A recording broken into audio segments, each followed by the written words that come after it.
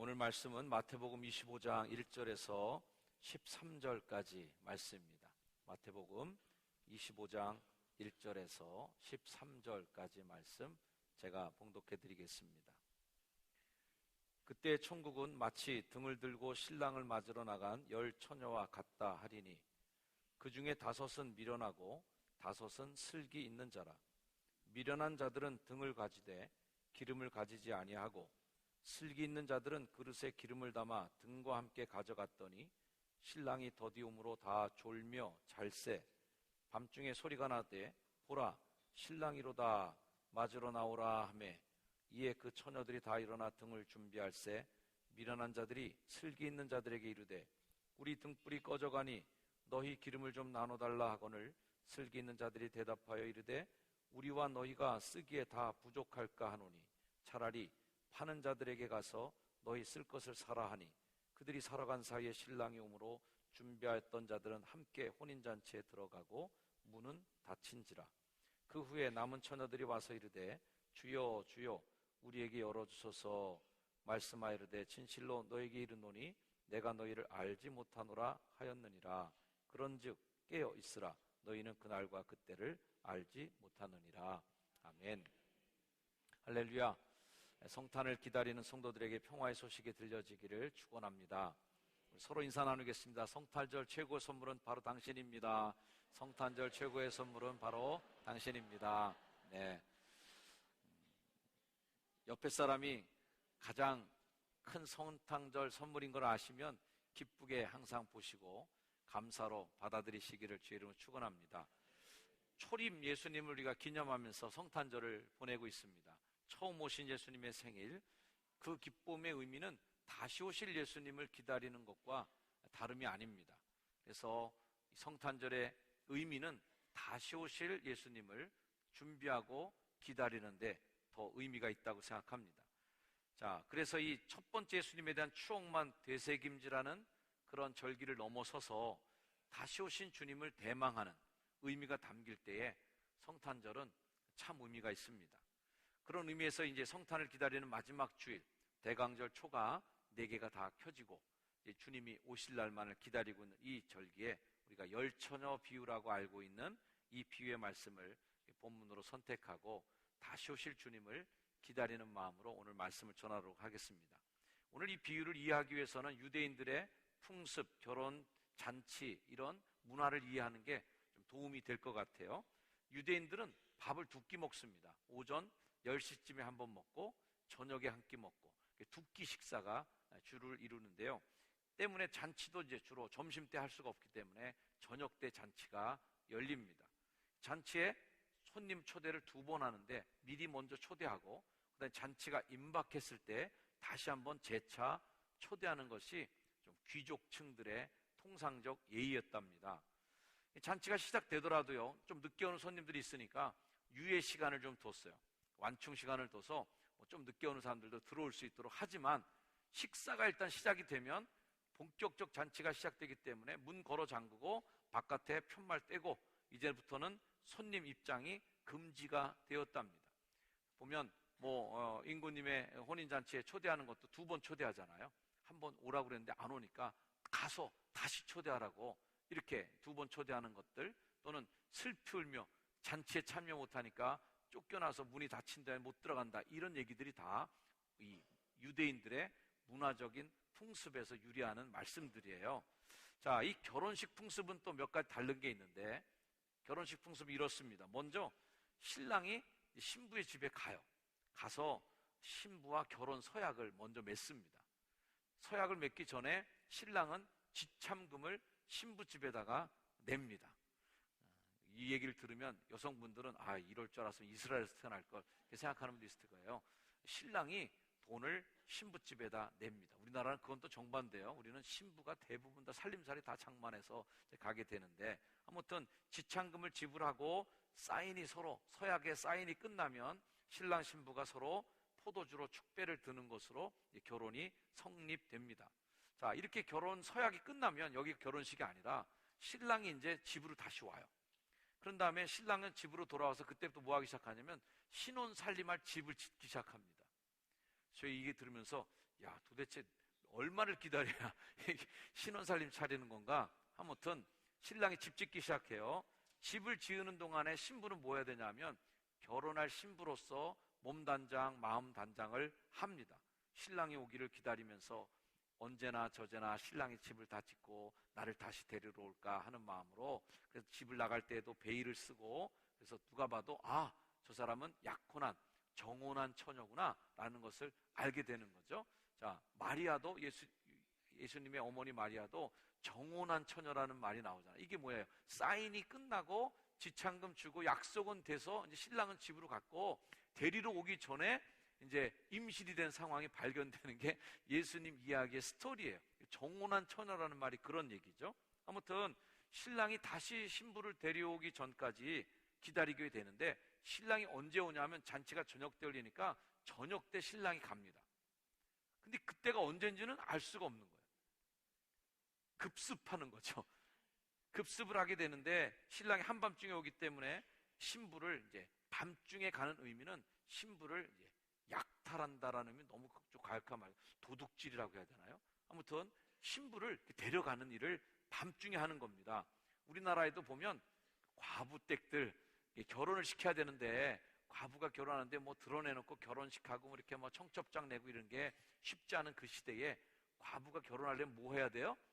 보쌈이라는 걸 해야 됩니다. 푸대자루에다가 신부를 가다가 집어넣고 도둑질해 간다는 의미죠. 그러니까 신부의 입장에서는 나는 결혼하고 싶지 않아, 나는 재혼하고 싶지 않아 하는데 밤중에 와서 어느 남자가 와서 나를 푸대자루에 넣고 도둑질해 간 거야. 이렇게 해서 어떻게 보면 여성을 좀 보호해 주거나 여성의 인격이나 자존심이 상하지 않도록 배려하는 문화가 저는 보쌈이 아니었나 이런 생각을 하는데, 이스라엘 사람들도 역시 신랑이 신부를 도둑질해 간다 이렇게 개념으로 봅니다. 그래서 밤중에 도둑처럼 임한다는 말이 그 말이에요. 도둑처럼 신부를 도둑질해 가는 건데 미리 예고하지 않고 갑자기 밤중에 옵니다. 때문에 신부는 항상 정혼한 다음부터는 언제 신랑이 들이닥칠지 모르니까 항상 준비하고 기다리는 거예요. 이게 우리가 재림을 기다리는 우리의 자세랑 똑같은 거예요. 언제 주님이 오실지 모르니까 항상 신랑이 들이닥칠 시간을 준비하면서 항상 몸단장, 마음과 생시를 깨끗하게 하고 흠과 티가 없이 준비해놓고 기다리는 거죠. 자, 신랑 집에서도 이제 결혼식 준비를 하는데 신랑은 하루빨리 신부를 집으로 데려오고 싶지만 집이 다 지어져야 돼요. 집이 지어져야 되는데 이 집 검사를 누가 하냐면 신랑 아버지가 합니다. 지참금도 냈고 신혼집도 이제 막 짓게 되는데 신랑 아버지가 집 지은 것을 인증해주고 아, 이제 됐다, 우리 며느리 와도 되는구나 라고 신랑에게 허락을 해야 신랑이 신부를 데려오게 됩니다. 그래서 친구들이 물어보겠죠. 신랑한테, 야, 너 언제 장가가? 언제 너희 와이프 오는 거야? 이렇게 물어보면 신랑이 뭐라고 대답하냐면 그날과 그때는 아버지밖에 모른다 이렇게 대답하는 겁니다. 왜? 아버지가 허락해야 결혼이 되니까. 그날과 그때는 내가 아는 것도 아니고 오직 아버지만 아신다고 하신 예수님의 재림의 때에 대한 이야기는 그냥 예수님이 지어낸 말이 아니라 그 당시 유대인들이라면 누구나 다 신랑이 온 때가 언제야 라고 할 때 그날과 그때는 아무도 몰라. 아버지가 너 이젠 됐다, 가서 신부 데려와 하면 그때 되는 거니까 아버지만 아는 때라는 그 말씀이 우리가 익숙하게 그 사회에선 통용되던 말이었다라고 알 수가 있습니다. 자, 드디어 이제 아버지 허락이 딱 떨어지죠. 디데이가 닥친 거예요. 그러면 신랑이 신부를 약탈하기 위해서 출정을 합니다. 먼저 신랑의 친구들이 선발대로 가서 소리를 지릅니다. 신랑이 왔다 하고 소리를 지르면 그제서야 신부 댁에서 화들짝 아, 드디어 왔구나 하는 마음으로 막 준비가 되고 신부와 그 자매들하고 신부의 친구들이 등불을 들고 신랑을 맞기 위해서 나가는 겁니다. 자, 이렇게 신랑이 올 때에 신부 측의 오빠나 뭐 남동생 또는 그 집안에 남자들이 있을 거 아니에요. 그 남자들은 그 신랑이 올 때 나가지 않았답니다. 문틈으로 몰래 보면서 신랑이 누구냐 하면서 봤답니다. 왜 그러냐면 어디까지나 신랑이 신부를 도둑질해 가는 건데 남자들이 다 나가서 그거 지켜보고 앉아있으면 도둑질이 안 되니까 뭐 그런 의미가 담겨 있는 것 같습니다. 아무튼 신랑 집에서는 이미 잔치가 다 준비되어 있고요. 신랑이 와서 신부를 데려가게 되는데, 신랑과 신부가 이제 그렇게 해서 맞아들여져서 신부 친구들하고 같이 다 행진을 해서 드디어 신랑집 결혼잔치에 가는 겁니다. 자, 이 결혼집에 가면 신랑이 신부하고 같이 방에 자기가 잘 지어놓은 그 집에 들어가겠죠. 그 집에 들어가서 신호를 기다려요. 신랑 친구들이 기다리면서 드디어 신부랑 합궁을 했다라고 하는 것이 신호를 보내면 신랑 친구들이 다시 그걸 연회장에게 알리고 연회에서 결혼 잔치가 열리는 겁니다. 이런 문화를 반영한 성경 구절이 성경에 나와요. 요한복음의 말씀 보면 3장 29절에 이런 말씀이에요. 신부를 취하는 자는 신랑이나 서서 신랑의 음성을 듣는 친구가 크게 기뻐하나니. 그러니까 신랑 친구들이 방 옆에서 잘 듣고 보이는 거죠. 그러다가 이제 신랑이 야 됐어 그렇게 얘기하면 그때서야 친구들이 와 그러면서 잔치가 열려지는 것을 보여주는 말씀이 요한복음 이 말씀이에요. 그러니까 이 말씀은 그 당시 결혼 풍습을 이해하지 않으면 도저히 이해가 안 되는, 해석이 안 되는 성경 말씀이죠. 이 결혼식 잔치가 어디서 열리느냐는 학자들 간에 의견이 많이 있습니다. 신부집에서 열린다, 신랑집에서 열린다라고 많이 얘기들 하는데 잔치 자리가 어디 있든 간에 상관없이 오늘 이 성경 본문을 해석하는 데는 그렇게 중요하지 않다고 생각합니다. 자, 이 결혼식 풍습을 제가 왜 이렇게 장황하게 얘기하냐면 오늘 이 비유의 말씀을 이해하는데, 예수님의 재림을 이해하는 데 있어서 예수님이 이 결혼식 컨셉을 그대로 재림의 이미지에 연결시켜 주셨기 때문에 중요한 것입니다. 성경은 다시 오실 예수님이 신랑 예수님이 오신다라고 생각했고, 우리들은 준비된 신부로서 하나님을 맞을, 다시 오실 예수님을 맞을 준비된 신부로 보는 거예요. 이단들이 하도 이 얘기를 많이 써갖고 교회에서 이 얘기하기가 쉽지 않은 거예요. 맨날 어린 양의 신부가 와도 가서 이제 혼인잔치에 참여하는 이단들이 항상 너무 많이 써먹어서, 그러나 이게 성경력이기 때문에 우리가 알고 있어야 되는 얘기예요. 오늘 비유는 왜 이 비유를 얘기하느냐, 이 이야기를 왜 얘기하느냐를 성경에 딱 적어놨어요. 1절 말씀이 그 적힌 말씀이죠. 한번 읽어봅니다. 시작. 그때의 천국은 마치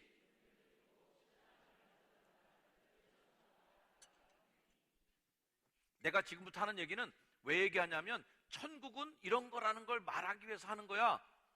딱 못 박아놓고 시작합니다.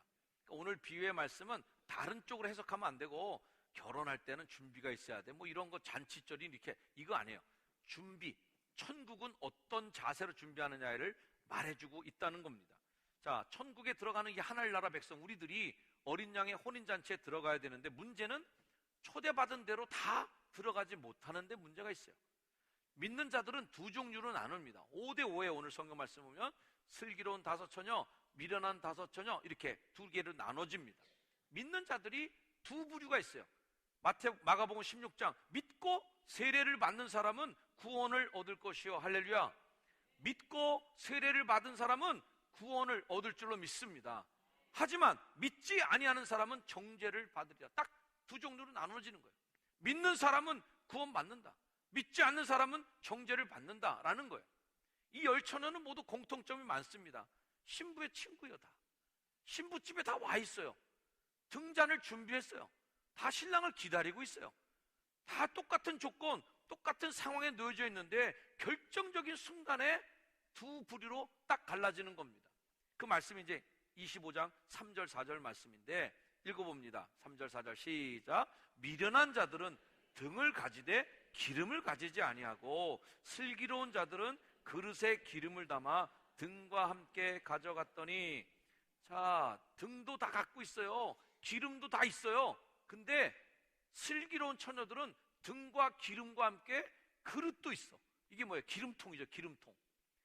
리필하고 채워넣을 수 있는 기름이 여벌로 준비가 되어 있는데, 미련한 처녀들은 딱 자기 등에 들어간 기름만 딱 갖고 온 거예요. 그러니 그거 떨어지면 더 이상 이제 대책이 안 쓰는 거죠. 기름이 문제예요. 신랑이 온다는 소식이 신랑 친구들의 고함이 들리고 이제 나가서 맞아야 되는데 미련한 5처녀가 다급하게 외치는 거죠. 자, 미련한 자들이 슬기는 자들에게 이렇게 얘기합니다. 우리 등불이 꺼져가니 너희 기름을 좀 나눠달라라고 외칩니다. 이렇게 신랑이 늦게 올 줄 몰랐죠. 그래서 이 정도 기름이 되겠지 싶었는데 밤 10시, 11시가 지나고 12시가 지나고 1시, 2시가 돼가는데 기름이 다 떨어져 간 거예요. 드디어 신랑이 왔는데 준비성이 부족한 이 사람들이 당황하는 거죠. 다시 기름을 공급해서 불길을 살려야 되는데 심지에 기름이 공급되지 않는 거예요. 살아날 기름이 없어요. 미련하게도 근시안적으로 지금만 생각하고 현재만 생각하고 내 계획, 내 시간표대로만 싹 시간을 계산하고 기름을 그것만 갖고 온 거죠. 신랑이 더디 온다고 생각하니까 준비하지 않았던 거죠. 더 이상 기름이 들어갈 걸 생각하지 않은 거예요. 이 비유를 예수님께서 다 얘기하신 다음에 마지막에 이 비유의 교훈을 딱 정리해서 얘기해 주셨어요. 13절 말씀이죠. 읽어봅니다. 시작. 그런즉 깨어있으라. 너희는 그날과 그때를 알지 못하느니라. 우리 중에 누가 우리의 죽을 날을 알 수 있겠어요? 우리 중에 누가 예수님이 오실 날을 때를 맞출 수 있겠어요? 이거 시험 공부하는 애들이 꼭 언제 시험 보느냐고 선생님한테 자꾸 물어봅니다. 공부하고 있는 애들은 언제 시험 봐도 늘 준비가 됐기 때문에 잘 칠 수 있는데 평상시에 공부하는 애들은 선생님 언제 시험 봐요? 범위가 어디예요? 항상 물어봅니다. 왜? 준비 안 하고 있다가 당일치기로 날밤 새서 한 번에 다 해야 되니까 말이죠.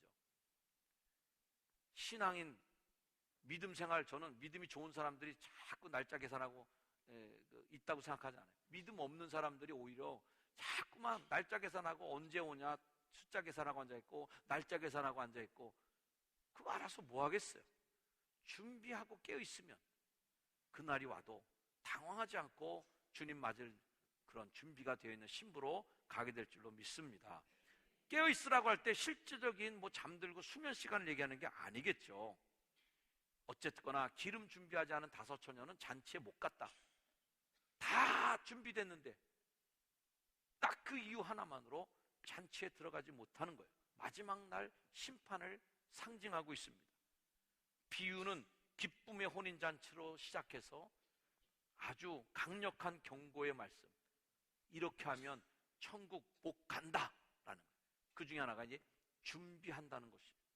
우리는 대강절을 준비하면서 주님 오시를 기다리면서 준비했습니다. 성탄 추리를 이웃에게 나눌 수 있는 쌀트리를 만들며 준비했습니다. 어제는 그 진눈깨비가 내리는 중에도 연탄을 날르시면서 주님의 사랑을 실천하기 위한 연탄 나눔 봉사를 하신 분들도 계셨습니다. 이모저모로 우리가 성탄을 준비하고 있습니다. 자, 이 비유의 전체적 의미는 하나님 나라는 뜻하지 않을 때 오고 때를 정확하게 알 수 없기 때문에 항상 준비하라는 말이죠. 이 성경을 해석한 학자들이 이 기름이 뭐냐라는 것에 대해서 많은 의미를 부여합니다. 이단들이 또 이 기름에 대해서도 많은 또 이상한 논리로 기름을 해석하기도 합니다만 오늘 성경은 정확하게 예수님이 얘기해 주셨어요. 준비해란 말이죠. 준비죠. 신랑이 늦는 것처럼 주님의 재림은 우리가 기대하는 만큼의 시간처럼 오지 않는다는 데 문제가 있습니다. 그러면 우리는 어떻게 해야 될까요? 지혜로운 처녀처럼 준비해 놓고 있는 거죠. 성탄은 2019년 성탄은 이번으로 또 지나갈 겁니다. 2020년 성탄이 오겠죠. 그러나 우리가 마지막 성탄절을 맞을 때는 어떻게 해야 될까? 그날은 정말 예수님이 다시 탄생하시는 재림의 날 우리는 어떤 자세로 주님을 맞을 것인가는 심각하게 우리가 받아들여야 됩니다. 천국은 어떻게 준비해야 되느냐? 따라합시다. 천국은 충분히 준비해야 된다. 여벌의 기름통까지 준비해야 됩니다. 간신히 기본만 하고 간신히 턱걸이만 하고 간신히 예배에 턱걸이하고 앉아있고 그냥 교회 다니기만 하면 저는 이 우리 기름을 넉넉하게 준비하지 못한 성도의 모습이 아닌가. 준비하되 충분히 준비하시기를 주의 이름으로 축원합니다. 충분히라는 말은 우리에게 굉장히 부담스러운 말이에요. 그러나 부담 느껴도 할 수 없어요. 주님은 충분히 준비한 자에게 임하시는 축복이 있다는 것이죠. 이 충분히 기도하는 자세가 뭐냐면, 따라합시다. 늘 깨어. 늘 깨어 기도. 늘 깨어 있는 거가 충분히 준비하는 거예요. 주님이 처음 세상에 오신 날을 기다리고 있습니다. 이제 우리는 다시 오실 주님을 기다리는 사람들입니다. 기다리는 사람이라면 어떻게 해야 될까? 깨어 있어야 된다고 생각합니다. 잠들지 말아라. 늘 깨어 있으라. 신앙은 한 해로 끝나는 것도 아닙니다. 우리의 믿음의 여정은 한 번 반짝 살아있는 걸로 끝나지 않습니다. 끝까지 깨어서 기다려야 주님을 맞이할 수 있다는 것입니다. 깨어 있다는 말은 준비하고 있다는 말입니다. 사랑하는 여러분, 성탄을 준비하고 있습니까? 주님이 불현듯 우리에게 오실 때 당황하게 만드는 그 기름, 그것은 비단 휘발유나 소금만을 의미하는 게 아니라 여러분 각자에게 다 기름은 다른 것일 거예요. 어떤 이들은 주님께 드릴 예배의 정성이 부족해서 당황할 수도 있고, 어떤 이들은 이웃에게 행해야 될 사랑과 배려가 부족해서 당황하는 사람도 있을 것이고, 어떤 이들은 주님 앞에 드릴 내 마음의 정성이 부족하여 당황할 수도 있을 것입니다. 뭔가가 부족해서 각자 허둥대게 만드는 그거, 저는 그것이 이제부터 더 많이 넉넉하게 충분하게 준비해야 할 여러분들의 기름이 아닐까 생각합니다. 저는 여러분에게 성탄을 준비하는 좀 더 구체적인 실천을 몇 가지를 좀 제시하려고 합니다. 첫째는 구체적으로 사랑을 하나 정도는 실천해 달라는 것입니다. 사랑의 쌀트리 같은 걸 우리가 왜 만듭니까? 저 그냥 이벤트나 그냥 뭐 보기 좋으라고 하는 게 아니라 여러분들에게 성탄의 의미를 정말 잘 보낼 수 있도록 하나 정도는 실천하라는 거죠.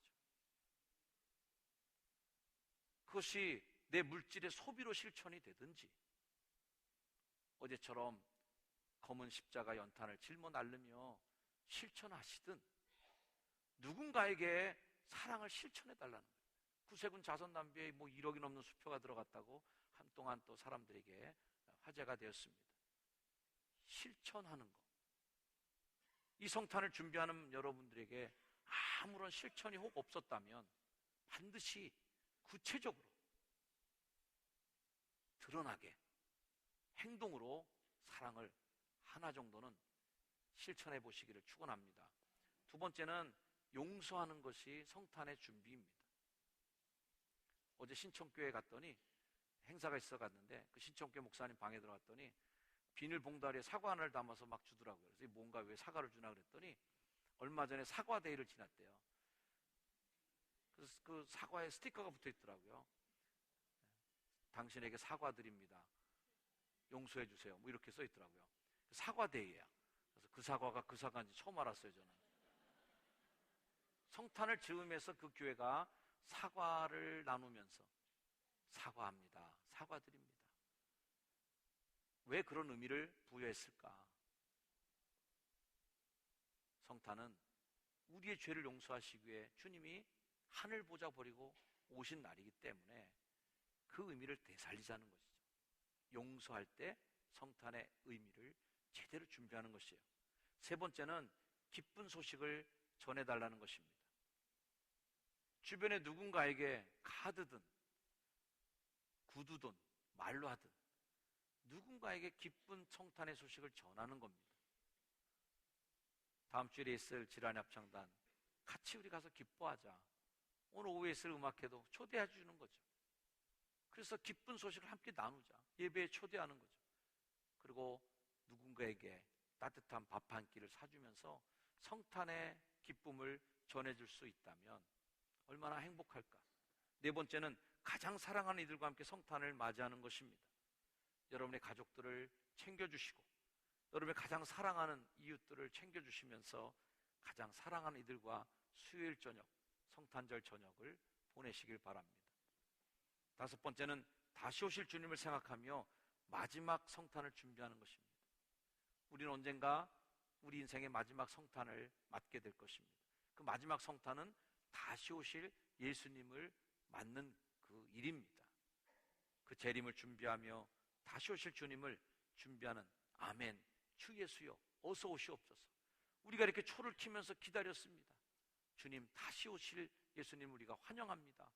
성탄을 기다리는 것처럼 재림 예수님을 거부하는 게 아니라 재림 예수님까지도 주님 어서 오세요 기쁨으로 맞을 수 있는 저와 여러분이 되기를 주의 이름으로 축원합니다. 우리가 기도하겠습니다. 하나님, 예수님 오심을 기다리는 이 절기, 다시 오실 예수님을 기다립니다. 지혜롭게 기름을 준비한 처녀들처럼 우리도 예수님 오시는 그날 재림의 주님을 하나하나 준비하며 나아갈 수 있도록 우리를 삶을 축복해 주시옵소서.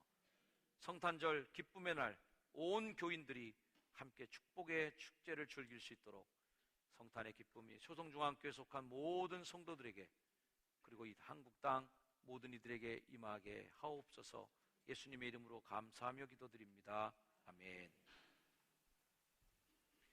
다시 오실 주님을 기다리는 마음으로 우리 마라나타 함께 찬양하겠습니다.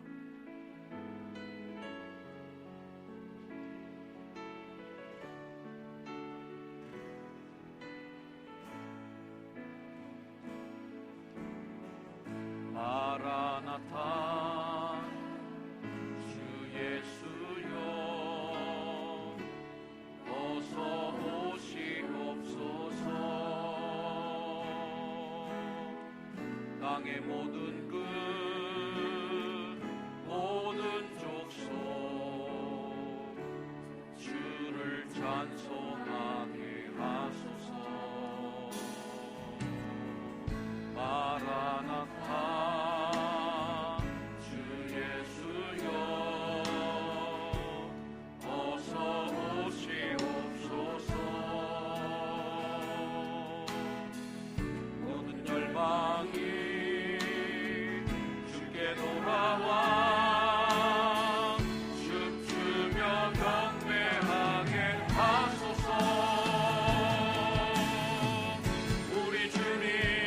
다시 오실 길을 만들자.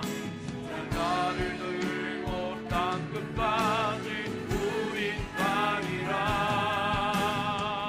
우리 주님 하늘과 온 땅 먹을 때 우리 땅 끝에서 주를 맞으리.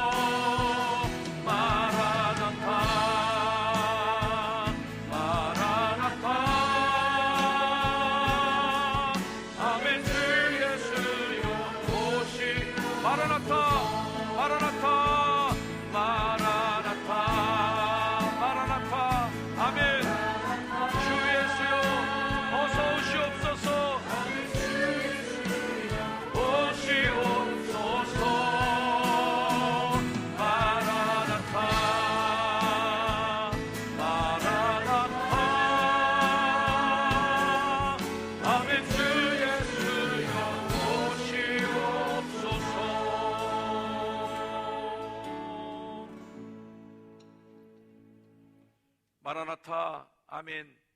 주 예수님 어서 오시옵소서. 우리는 2019번째 맞는 성탄절을 보내지만 언젠가 이 땅에서 만날 마지막 성탄을 보낼 때 다시 이 땅에 탄생하시는 재림하시는 예수님을 만날 때에 준비된 마음, 준비된 영혼, 준비된 우리들의 삶의 행실을 가지고 등불을 켜고 주님을 맞이할 수 있는 지혜로운 성도들이 되게 하옵소서.